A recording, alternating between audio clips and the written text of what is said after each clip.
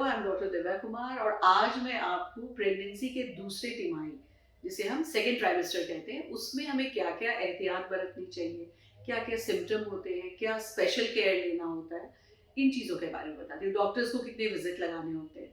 तो सबसे पहली बात है कि ये एक बड़ा ही अच्छा वाला पीरियड होता है प्रेगनेंसी का।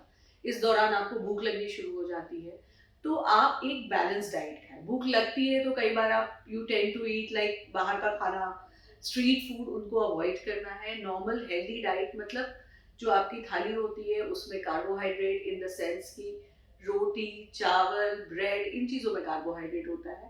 प्रोटीन, जो अगर हम वेजिटेरियंस के लिए कहें तो पनीर, सोयाबीन, दालें, स्प्राउट्स, ये बड़ा अच्छा सोर्स है प्रोटीन का।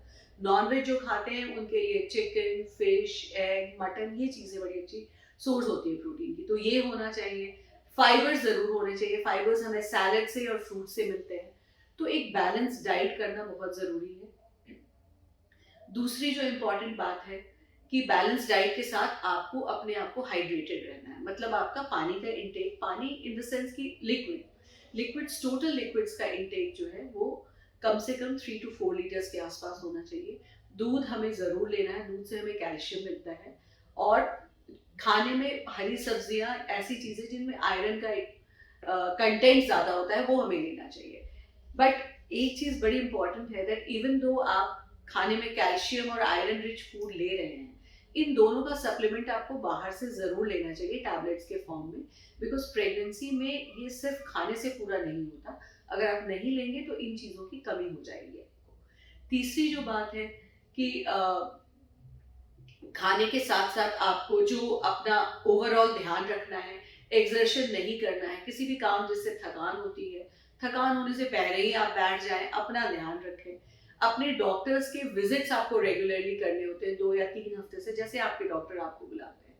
चौथी बात कि इस दौरान जो एक अल्ट्रासाउंड होता है वो मैंडेटरी स्कैन होता है 18 से 20 हफ्ते, मतलब 5 से 6 5 मंथ्स के आसपास वाला स्कैन। इसमें क्योंकि इस टाइम तक बच्चे के सारे अंग बन गए होते हैं, तो उनमें कोई कंजेनाइटल डिफॉर्मिटी, जिसको जमांदरू नुक्स बोलते हैं, वो है या नहीं, वो हमें पता चल जाता है।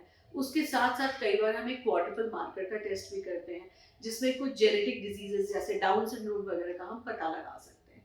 तो ये मैंडेटरी स्कैन होता है और ये बहुत ही इंपॉर्टेंट होता है, इसको कभी नहीं स्किप करना चाहिए।